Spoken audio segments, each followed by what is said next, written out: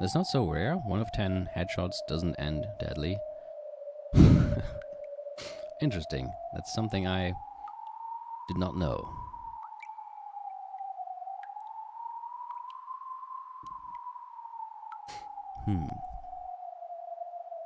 Silent, black, cold, painful. Rosa regained consciousness bit by bit.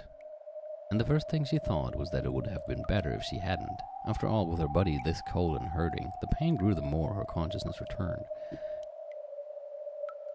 The moment I heard the water dropping, I already suspected that we would now get something from the perspective of one of those that was captured. And it seems I was right. It felt like she'd been sleeping on ice-cold marble in the darkness, lying face down for a long time. This is why I always tell myself, even if it's just for a nap, I've got to at least grab a sofa. I know that if I naively try to close my eyes for just a second and end up sleeping on the floor or in the study chair, it'll hurt my body later and make things difficult. Since I slept on such a cold and hard floor, even my bones are ice cold. Is she not remembering what happened yet? Since I slept on such a hard and cold floor, the half of my face pressed down against it hurts a lot. If I were to look in the mirror right now, I'm sure I'd see an embarrassing mark. I didn't think that just rubbing it would make that mark disappear, but I stroked the hurting side of my face anyway, trying to smooth it over.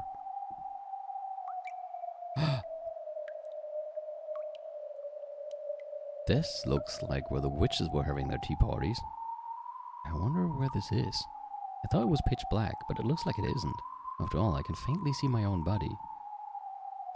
Without a doubt, there was some sort of source of light, but even if I looked up at the ceiling or else the sky, there was only an expanse of blackness and I couldn't see a proper light. My body alone was slightly lit, whereas everything else was sunk in darkness. That's what this world was like. It was almost as though Rosa alone had been abandoned in a forgotten world. As her mind grew clearer, she started getting nervous about why she was all alone in a lonely place like this. When she was about to call out, asking if anyone was there, she heard the patter-patter of footsteps coming towards her. They were light footsteps, so she thought it was probably a kid. She didn't sense anything disturbing, so she wasn't afraid. But they also weren't Maria's footsteps, so wondering who in the world would be in a darkness like this, she stared in the direction of the footsteps, the footsteps were coming from. As she did, a faint approaching silhouette came into view. What might this be? The hell are you doing here? It looked like a child much younger than Maria. Who is it? I don't know this kid, but the expression on his face was like a lost child separated from his parents. As a parent with a daughter herself, Rosa felt as though her chest had been torn apart. I just realized how ironic it is for her, of all people, to meet Sakutaro. aRdW! The instant the kid muttered that infantile word, she felt pain in the half of her face that had started hurting from the cold floor, as though it had been pierced by long, thin, hard needles. Without thinking, she pressed her hand against that side of her face. Are you alright? Does it still hurt with you? Thanks, I'm fine, little guy. Where are we? It's really cold. Come this way. You mustn't stay here. And yes, I'm still gonna give him the aRdW voice forever, because I don't feel like changing it anymore. That child took my other hand and pulled with a grim expression on his face. Rosa didn't have a clue what was going on. However, a single honest expression on a child can often tell the truth better than 100 words from an adult. She didn't know the situation, but even so, she dashed along with him, still being pulled. But this was a world where nothing could be seen in the darkness except for their own forms. It didn't even really feel like she was moving forwards. Even though she was running, she couldn't even feel any wind. It was as though she was still inside a nightmare, that kind of unreal sensation. So even though I ran, I couldn't maintain my sense of balance, and my legs got tangled and I fell. Even in a world that didn't feel real, the pain of smashing my face against the cold, hard floor was reality itself. aRdW, are you okay? I'm sorry, my head hurts.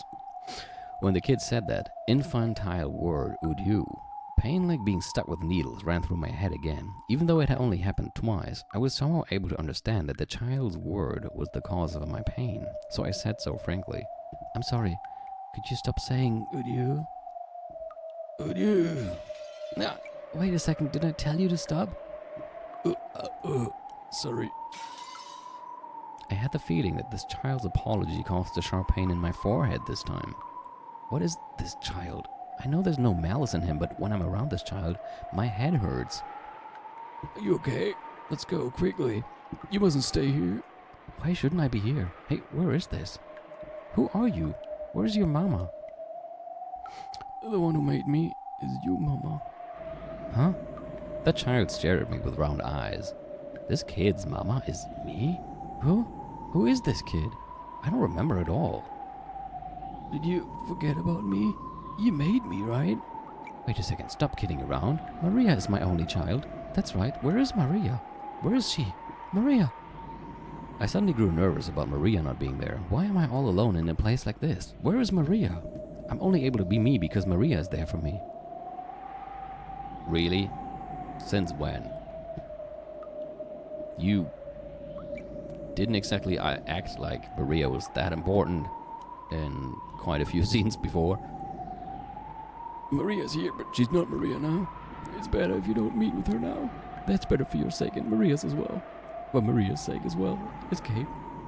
What does that mean? Maria is here, but she's not Maria now? What are you saying? Where is Maria? Maria, answer me. Maria's gonna find you. Come this way quickly, Mama. The child pulled on my hand again. He was probably pulling me in the opposite direction from Maria, so I stopped walking.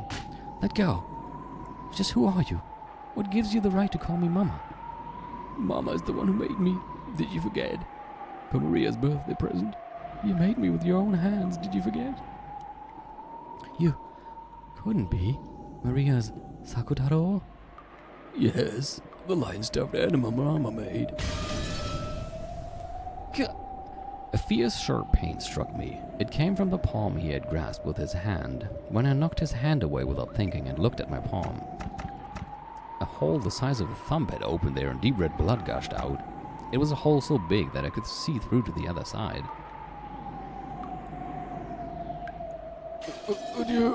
Are you okay? Are you okay? What's wrong? Sakutaro noticed my wound and panicked. As far as I could tell by looking at him, he couldn't understand why my hand had sustained a serious injury. But in my eyes, it felt like I'd been injured because he had grabbed my hand. Regardless of whether there was malice in him, I understood that this child was something that would do harm to me, and he instantly seemed eerie. Go away. You have nothing to do with me. Sakutaro was just a disgusting, crabby stuffed animal, right? I don't know you. I'm not your mama. Go away. Disappear.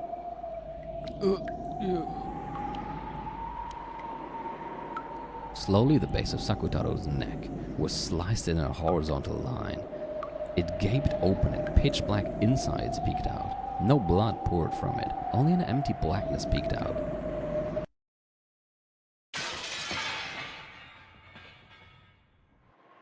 Cool, that's not creepy at all.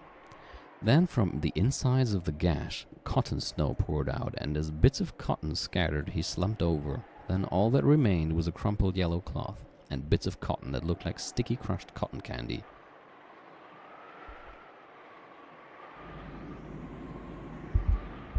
A lion stuffed animal. Without a doubt, these were the remains of the Sakutaro stuffed animal I tore apart on that day while overcome by my emotions. Yeah, overcome by my emotions is still a very mild way of putting that. Sorry. I had to move the mouse somewhere else. The instant I realized that, a long sharp shriek that could rupture an eardrum tore the world apart.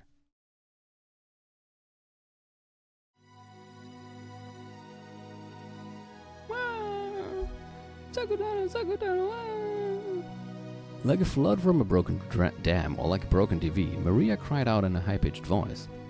Her voice, which made the ears throb, brought up two emotions in me. One was regret. Yeah, I was overcome by my emotions and went overboard. It was a mother's desire to kneel down right away, hold Maria's head, cry with her and apologize. Yeah, why didn't you at least do that? In actual fact, I did that right away. Oh, okay. I held Maria's head and apologized, crying. But Maria didn't stop crying. On the contrary, she rejected me, the one who had torn her closest friend apart, and pushed me away forcefully with both hands. I had been on my knees in an unnatural position, so I fell backwards easily. Maria scraped together the yellow scraps of cloth and cotton bits, buried her face in them, and cried even more. Watching that, another emotion welled up. It welled up rapidly, and then it burst. After all, she refused to make up with me even though I had apologized, and there was nothing else I could do now anyway, and it was all Maria's fault in the first place. Oh no. Since she's too busy playing with stuffed animals all the time like this, she can't make any friends, and that's why people treat her like a freak. This is a perfect opportunity to give her some instructive guidance. After all, it's not like I was pampered all the time. Everything eventually breaks, is stolen, is destroyed by someone. Even I had lots of toys and treasures stolen, broken, mocked, and thrown away by my brothers and sisters and father and mother. But when I cried about that, while I might have shed a few tears, not once did I sob like this and trouble my parents, throw a tantrum, get mad, hit the floor and kick and make a racket. Even though I always wanted to, I thought I'd get in more trouble if I did, so I always held it back. It's because I held it back that I was able to become the wonderful adult I am now. Okay, there are so many things. Yeah. You could say to that right now, but just wonderful adult is kind of where, as a teacher, I would probably take a red mark and like cross that out and say wrong. Yeah, exactly. Batshit crazy does not equal wonderful. At that moment I felt something strange. The same feeling as when you use a tool recklessly and it finally breaks so that only the base is left. But I wasn't using a tool. I had just been repeatedly hitting Maria's head with both hands. So I looked at my hands. From my wrists onwards, my hands had broken off, splintered and disappeared, as though only that part of my arms had become ceramic. No, as though all of me from the wrists onwards had suddenly become ceramic and had broken and fallen. They must have gotten filled with cracks because I hit Maria too much before falling off. After all, look, aren't both of my wrists like smashed by my feet? Huh? There was no pain, but the shocking sight of my hands breaking off from the wrists onwards made me scream. What is this? What is this? My hands! My hands! My hands! Uh-oh. This way. You won't be able to hit me anymore. Ignoring my confusion, Maria spoke with an icy voice, slowly moving her hands away from her head, where they had been defending against my barrage. What's happening? My hands! My hands! What did you do, Maria? What is this? What on earth is this? Behind Maria's back, a black silhouette had appeared. It was the silhouette of an adult. Who? If she'd used those hands for patting her daughter's head, flipping through picture books, or making warm meals, it may have been worth leaving them on. Mama hit my head more than she patted it. She never opens picture books. She doesn't even make me food. I go to buy it myself. But I mustn't go to the same store more than once. Mustn't have my face remembered. Mustn't talk to the policeman. Why? Why is that? Is it my fault? Am I not allowed to have Mama pet my head, have picture books read to me, or eat dinner with Mama? Why not? Why not? I didn't do anything wrong. It's my fault. It's Mama's. Mama's fault. Mama would play with me, but Sakutaro did. He even read books, watched TV, and ate meals with me. He was a much, much better friend than Mama was. I'm not proud of it. What am I supposed to do? I'm busy with work. Work, I tell you. Yeah, you mean like the work where you probably got shagged by your boyfriend in a hot spring? You know that, right? It was unavoidable. There's nothing I can do. True enough. It was unavoidable. Unavoidable that you'd injure your daughter, tearing her heart apart and making her tears run with the blood. In that case, there's no avoiding the same thing happening again, right here, right now. Come, Maria.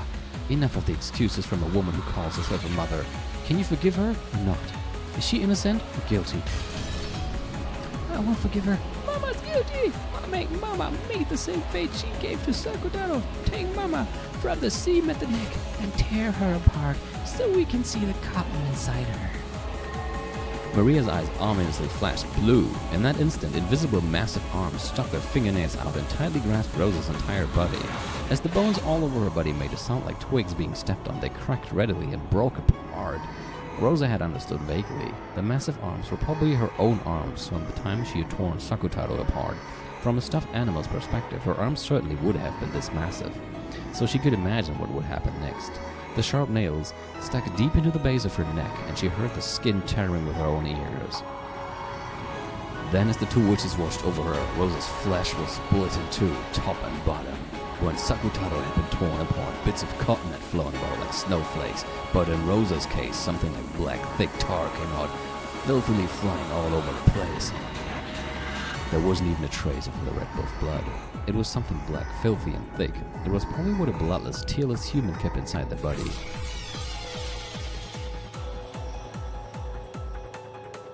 This is incredible. Hideous. What filthy insides. Splendidly done, Maria. Well, then is this enough for your revenge? Can you forgive your mother or not? Innocent or guilty? I can't forgive her. Still can't forgive her. She's guilty. When Beatrice's brandished her pipe came, gold butterflies seeped up and restored Rosa's broken flesh in an instant. Uh-oh. You're not gonna like this, Rosa. But that's probably wasn't the last time. Feel the depth of your sin, which cannot be repaid by a single human life, and remember your own great sin. Come, try and remember. Remember the scale of your sin. Hello? Is it Mama? When will you get home? I'm sorry. I'm busy with work today, so I'm staying over. Staying over for work again? Looks like work's tough for you again today, Mama. Yeah, sorry. I really am so busy. I've been holed up in the company the whole time. I can't even get a breath of outside air. Mama just can't finish her job quickly this time. Unless I give them better design, I won't be given another job. That's how tough this work is. So it'll just have to take some time. Yeah, I understand. I'll be a good girl and watch over the house. So do your best at work. Finish it quickly and come back, okay? Thank you for understanding about Mama's work. I promise I'll buy a delicious cake tomorrow and take it home. I don't need cake. Instead of taking time to go to the cake store, I'd be happy if you get home that much sooner. Don't worry. I'll come back quickly, I promise. So let's have some delicious cake together. Let's drink delicious tea together. Let's read a new picture book together. Let's play with that wolves and sheep puzzle I bought the other day. Yeah, none of that ever happened, I guess. Both of us together. I promise. Yeah, promise. I'll be waiting. Do your best at work, Mama. Oh, it's a lonely story, but isn't this mother-daughter love wonderful? We're both looking out for the other. Do you see any problem with it, Maria? Rosa? I kept that promise, didn't I? The next evening, didn't I do as I promised, buying a cake and returning earlier than usual? That's not it. I knew. That evening, a pay and delivery package came from Mama, but there wasn't enough money in the wallet, so I called Mama's company to ask what to do. I was told only to call at special times, but I thought it'd be better if the package was something important for Mama's work, so I called. Then I was told that Mama had the day off. I was told that it had been decided long ago that Mama would have that day off, and that she'd gone far away to play. I knew, the whole time, I knew Mama was lying. But you know what? Sakutaro scolded me, saying that it wasn't true. Every day Mama was very busy with work. There was no way she'd abandon Maria and play. He said that the person who told us Mama had the day off must have made some kind of mistake. That's what Sakutaro said, so I believed it. I believed it. I love Mama, love her. Of course Mama says that she loves me. Yes, me too. I love you, Maria. Rosa let out a deep sigh. Maybe she felt the weight of her words. Then she set the receiver on the bedside phone down. The dark room made the starry sky on the ground below the window stand out even more beautifully. On the table in front of the terrace was a very cold wine cooler, and the one she shared a glass with was gazing at the scene below. You didn't tell your daughter you were on vacation? I told her once, but she was so noisy that I decided not to tell her anymore. It's less work that way. Damn. If you were worried about your daughter, you didn't have to force yourself to put this in your schedule, right? But that way we'd never get our schedules to match. Didn't I say not to worry about that? The slender, middle-aged man, clad in a white robe, gave a small sigh. Rosa reacted instantly to that slight action. Come on, let's not talk about my daughter. It'd be a waste of time or this precious wine. I find you fascinating as both a woman and a human being, but for that very reason, I feel bad about taking so much of your time that it strains your relationship with your daughter. Don't I always tell you not to worry about my relationship with my daughter? 'Cause there is none! Try not to talk about her when I'm alone with you, okay? I wouldn't even have found from here if it weren't for the noisy drunk laughing stupidly in the lobby downstairs. Rosa-san, can you reconsider taking sudden vacations like this in the future for your daughter's sake? Isn't it enough if we only meet when our schedules match? Our schedules will never match up that way, right? And I always want to be with you. That's a child's way of loving. Loving between adults should be a little more stoic. Not being able to be with you for long periods of time makes me lonely too. However, I think we can enjoy more than enough of adult loving during that limited time. So you're telling me to go be with my daughter more?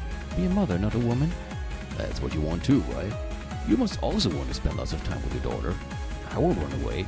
I'm trying to say that I think it's sad for you to sacrifice your daughter so you can prioritize your time with me. Yeah, I'm pretty sure she doesn't even think of it as sacrificing the time with her daughter. Did you get back on good terms with your wife? Looks like you've had about enough of being separated from her. I don't want to talk about my wife, just like you don't want to talk about your daughter. Oh, she's even having an affair with some married guy? Shame on you. Just one. I'm sure you think single women with children are a pain. I've never said anything of the sort before. Whenever someone finds out I have a child, they desert me. Even if I tell them not to worry about paying the child's living expenses, they all desert me. I thought you understood about my daughter, but I guess you don't like single women with children after all. That's not what I'm saying. I haven't started to dislike you, Rosa-san. I'm just trying to tell you to take better care of your daughter. Of our daughter. Something I know you wish for yourself. And I don't want you to hurt yourself by lying to her. Hold on. Our daughter? Is that actually Maria's father? Wait.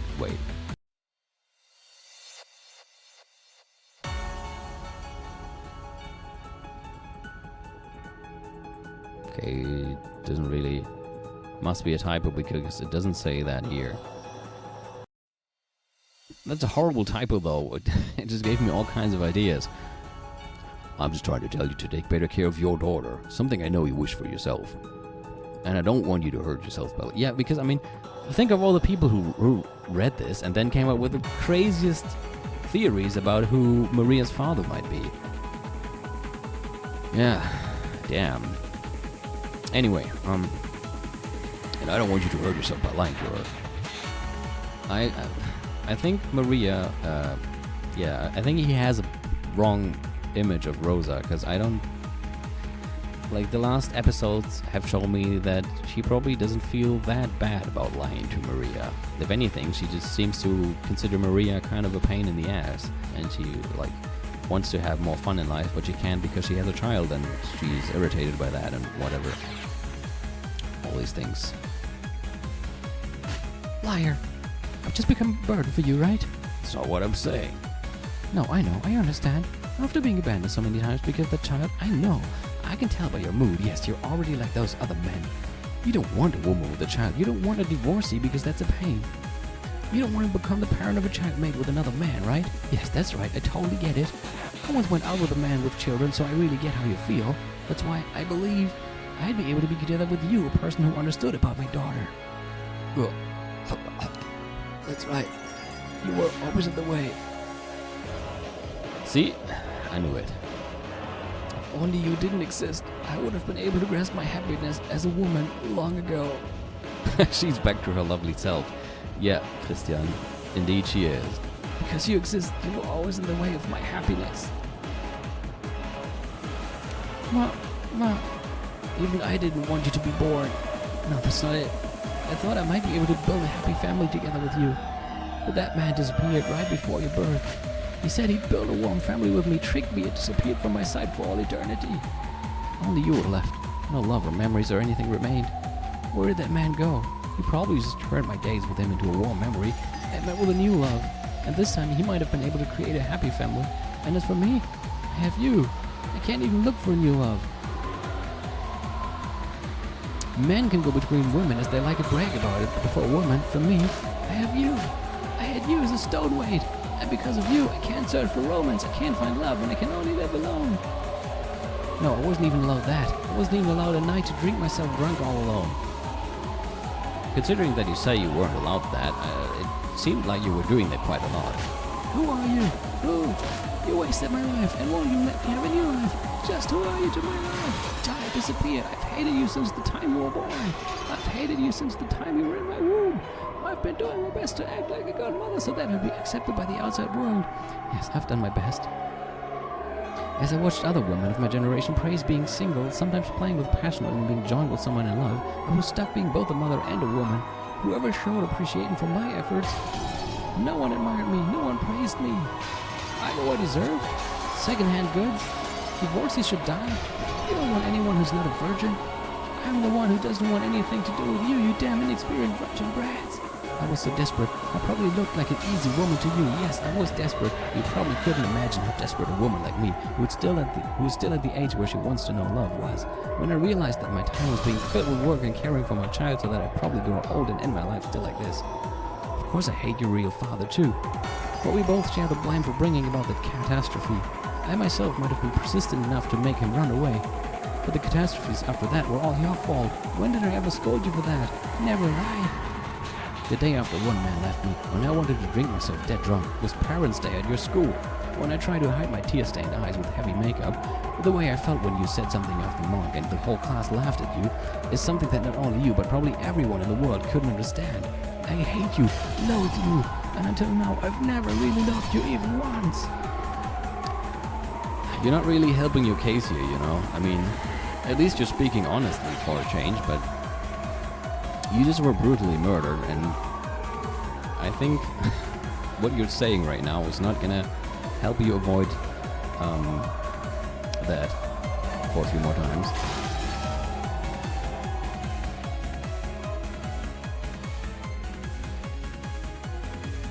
Maria's face was still stiff. If the words really had been blades, Maria's whole body would probably be stained red with fresh blood by now. Even after gaining the power of a witch and resolving herself to take revenge for Sakutaro, she couldn't stand these curses coming out of her mother's mouth. Ugly. Ah, how ugly is a woman drowning in lust. Now you see this woman's true nature. Even I, as a witch who has explored the depth of evil, find this most difficult to watch. Ah, Maria, now is the time to part from her. Smash the ugly lump of meat that calls herself your mother. It would be pointless for your pure soul to be bound by the chains between mother and daughter any longer. With your own hand, release your own soul now. You have now gained the tooth and claw to protect yourself. Now you'll taste the pain I had to go through. Now I'll take revenge for those days of suffering. Aren't you the one who's been hurting me? I'm the one who wants revenge. I should have done that before you were born. If only you hadn't been born. Disappear. Ah. As Rosa howled in a way that can only be described by the word splat, her upper body was crushed, and in an instant became something similar to a wrung, blood-stained towel. Be crushed! I can't forgive you! Can't forgive you! What filth! That form suits you. Even though Rosa's waist and below was standing normally, just the upper half of her body had been pinched, and that extreme contrast was bizarre. Then she fell over, but the instant she fell, her body was restored.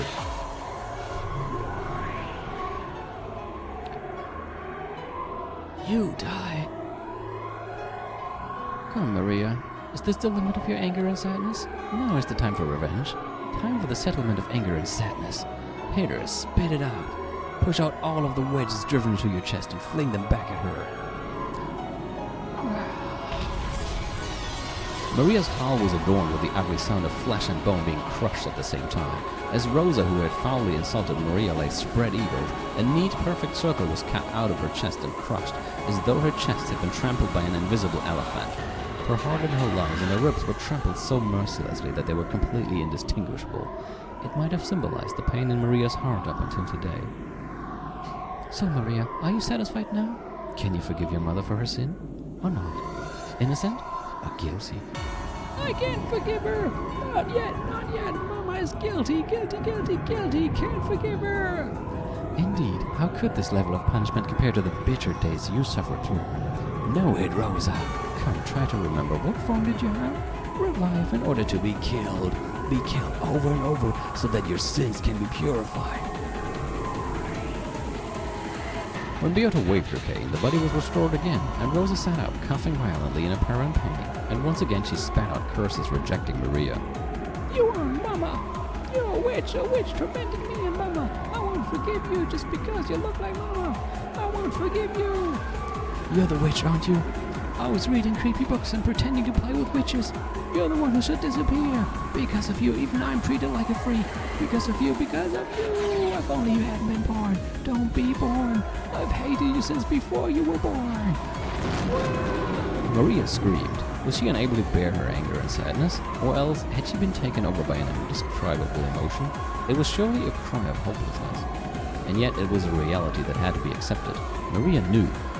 She knew that she was thought of as a burden. But even though she herself had known that, she didn't believe it. She had believed that her mother loved her and had done her best to positively interpret several events that could have made her doubt this, trusting and clinging to her mother's love, but she had no one except Mama. Even so, she really did like Mama, and wanted to return to the days when she had believed that Mama loved her. So I howled, "I'll erase all of it. I won't accept it. I'll deny it. I'll deny the mother who says these things, the black witch who makes her say them, and the part of myself that can't forgive my mother. But I can't deny it. This is reality, fact, the truth, the answer. Without any mistake, this is absolute reality." Maria turned Rosa into a lump of meat over and over and over.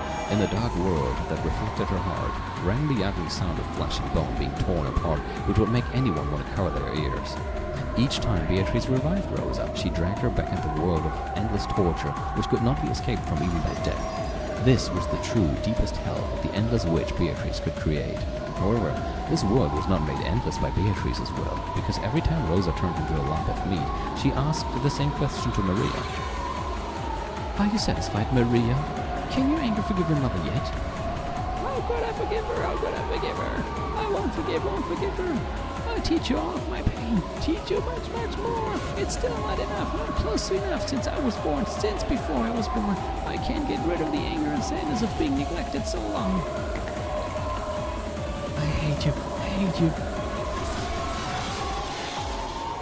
Revive over and over again. Return to a meat lump over and over again. In various ways she crushed, smashed, bait, and tore to bits. Flying blood spurted out, and flesh turned the once pitch-black world into a world with mixed red and black. Maria's anger still hadn't calmed down. It was as though she was spitting out all of the suppressed rage from the time of her birth until today. If that all became poison to her heart, then would the repeated murder of her mother purify her soul? Would even this wasteful murder save her soul at least a little bit? This endless torture might have become a slight diversion from her sad, unrewarded life. After all, it seemed that she had finally been able to regain her smile.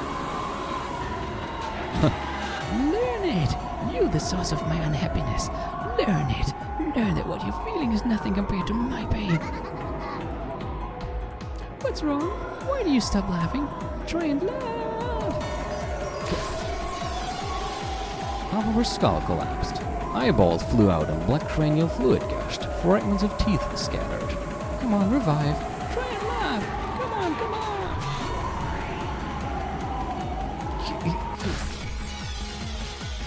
Her whole chest along with the ribs turned inside out, exposing her filthy innards. And all of them writhed like some kind of impure creature. Come on, revive. Can you still laugh? Rosa couldn't laugh anymore, but her face was laughing. It was filled with a twisted laugh and covered with malice that rejected her unwanted daughter. I erased that laughing voice. Next, I'll erase that laughing face. I'll erase it. I'll crush it. I'll tear it to bits. Laugh, try and laugh, Mama. What's wrong, Mama? Let's wake up, read a picture book, and go take a walk. Let's say we love each other. Make a promise for next Sunday. Let's go shopping. Let's go to the movies. And of course, you break that promise. Holy shit. That is creepy as fuck. Isn't it fun, Mama? I'm playing with Mama now, right? That's right, you are now playing with your mother and having fun with her. Tell me how you feel right now. I don't believe it's anger or sadness or pain. Yeah, that's right. I get it, Beatrice. I'm having a lot of fun now. I'm playing with Mama, so it's tons of fun. And even though I'm killing Mama over and over again, she can be revived with just a single bit of magic. I took care of my toys because I could fix them if they broke. But if their toy could be fixed, I'd want to break it over and over again.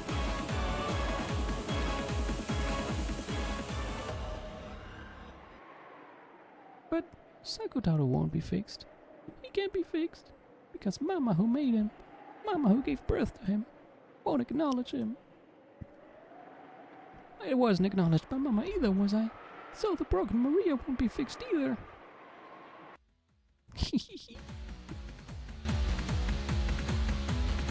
It's fun, Mama. Since it's gotten so fun, I'm somehow starting to feel that I could forgive you. Maybe I thought this is a very strange feeling. Why? Why am I starting to feel like I can forgive Mom? That enlightened state is only reached by witches who have gained the power to control life and death at will. You can kill at any time. You can revive her if needed. If that's a pain, then it's alright to kill her again. Once you've learned that you can do this at any time by simply snapping your fingers, all nonsense spoken in the world of humans becomes the chirping of insects that isn't worth listening to. You didn't begin to think about forgiving your mother because your eyes were open to your mother's love. It was because now you stand at the entrance to the world of true witches. Welcome, Maria, to the profound and sweet world of witches. I've done it! Maria is no longer Maria. I may still be an apprentice, but I've surpassed the human world. I am now the apprentice witch of origins, Maria. There's nothing to frustrate me, nothing to make me sad. Mama, I'll forgive you. I'm sure I can forgive you. I think I'll be able to forgive you after doing just a bit more. After all, I'm a witch.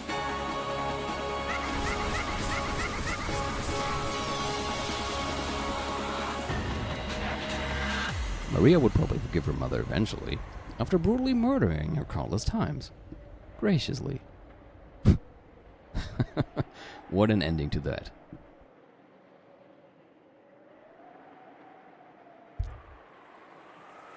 But what does that mean in the greater picture?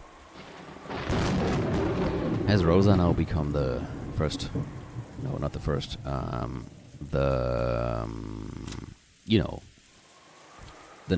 The third Twilight? Was it... Well, the first Twilight was 6 sacrifices. Then... But the next wasn't the next one that... I keep forgetting where the Praise My Noble Name thing happened, because that seemed to be super irrelevant the last few times. But the next one is definitely when...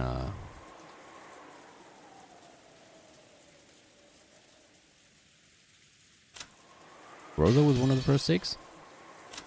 I'm kind of having a hard time keeping track of who died and not. It was Cloud. No, it was Natsuhi, Eva, and Hideyoshi. That's 3. 4. 5. Rudolph as well. Was it Eva as well? Okay. Eva, Hideyoshi, Rudolph, was definitely Natsuhi, Hideyoshi, and Eva, and Rudolph, that's 4. Genji is 5. And there was a 6th one. I actually kind of forgot. I guess it was Rosa then. Also, I quickly need to go to the toilet. I'll be right back.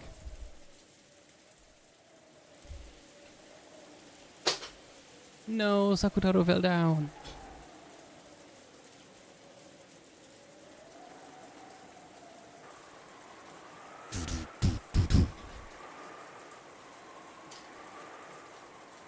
Alright, I'm back. Can't have him lie down, can we? Lie on the floor, I mean. He'll be on the side of me. And yeah, you have to forgive me for, not quite remembering who was killed this time, because I mean we have had so many deaths that can be kind of hard keeping track of them all. But now that you mention it, I definitely do remember that she tried to help Klaus. She swung the chair, and then you heard the sound of a gun, even though it was claimed it was not a gun. But you heard the sound of a gun, and then it was said that her face got destroyed. So was that just purgatory or something for her? Anyway, now let's continue here. Also, I feel like saving it. Okay. Whoa, that last thunder was loud. Must have been pretty close, right? Looks like it. No matter how old you get, thunder still makes you jump. Yeah, because you don't know that it's coming. If something super fucking loud just all of the sudden happens right next to you, of course that makes you jump. Bella was looking at the dark night through a crack in the curtains. Every once in a while a pale white lightning bolt would shine, and he seemed to be enjoying it. Speaking of which, I haven't had a thunderstorm for quite a while. I hope we can have one again soon. I kind of like them. If it's not too strong one. Not a too strong one. Oh, look, you were so noisy you woke Maria up. Sorry, Maria. Sorry, Bella, so freaking loud. What the hell, so it's my fault? Sorry, Maria. It's okay to go back to sleep. Good night. Maria was a bit hazy with drowsy eyes. She was probably half asleep and couldn't think straight. It's okay. I won't sleep. Nah, go ahead and sleep. You're still half asleep, aren't you? I'm not half asleep. No. Come on, you're totally half asleep, aren't you? Sleep, sleep. I'm not half asleep. Not half asleep. Quit it, stupid battler. Oh, sheesh, what are you thinking, getting a kid who's just woken up into a bad mood? I'm not half asleep. Not half asleep. I understand, Maria-chan. You aren't half asleep. So calm down. Not half asleep. Not half asleep. Maybe it was because of her delicate mental state after waking up, but Maria suddenly threw a tantrum. Bella had only been trying to tease her a bit, so he was confused by this extreme overreaction. George held her head, trying to calm her down, but Maria's tantrum wasn't going to be quelled easily. Bella and Jessica were trying to push the blame on each other, saying it's your fault too. Hey, be quiet, you two. Jessica-chan, there was still some hot water in the pot, right? Could you make some tea for her? Did you calm down, Maria-chan? It looked like her tantrum was dying down bit by bit, but she still glared at Butler, who had made fun of her with sharp eyes. Butler-kun was just kidding around. He doesn't really think you're half asleep, so calm down, okay? Huh? George noticed. Maria was staring at Bella with incredible eyes, and despite having just displayed all that emotion, she laughed in a small voice. Instead of a laugh, it seemed more like he was muttering while thinking about, or else counting, each he. As though each time she said he, something brutal would happen over and over. George felt something creepy for just an instant, but he couldn't spot the madness that peeked out of the depth of the girl's eyes for just a moment. After a short period of stunned silence on George's part, Maria stopped her bizarre, quiet laugh and pushed George's arm aside as though telling him to let go. I'll forgive him. Really? You're such a good girl, Maria. Patlican, Maria-chan forgave you. Make up. Yeah, sorry for teasing you. Forgive me. Hey, Maria, let's make some café au lait. Café au lait, as a sign that you've made up. I put in lots of sugar, so it'll be sweet. But won't it still be coffee? Coffee, I mean? Isn't... at this time of the day, you're gonna give a little kid coffee? I hope she's using one without caffeine. I don't need it, but I forgive you. Because I'm a witch.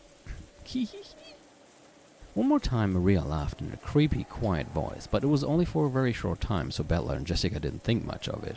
They decided to think that it had probably only looked that way when the lightning lit her cheek with a pale white light for an instant. At that time, they could hear the sound of loud footsteps coming from the hall. Oh. It was already about 10:30 late at night. Late at night is usually a time when you aren't supposed to be disturbed. Hearing footsteps like that at this time was far from calming. Then, along with a clearly ominous knock that repeated fiercely, they could hear Goda and Kumasawa's voices. It clearly told them that this was an abnormal situation. Children! Children, are you there? Are you there? It's Goda! It's Kumasawa, is everything okay? What has happened? What has happened? When George opened the door, the two of them tumbled in, sopping wet. It looked like they had dashed here from the mansion without an umbrella. What's wrong, you two? Did something happen? It was the master closed and everyone... Now what?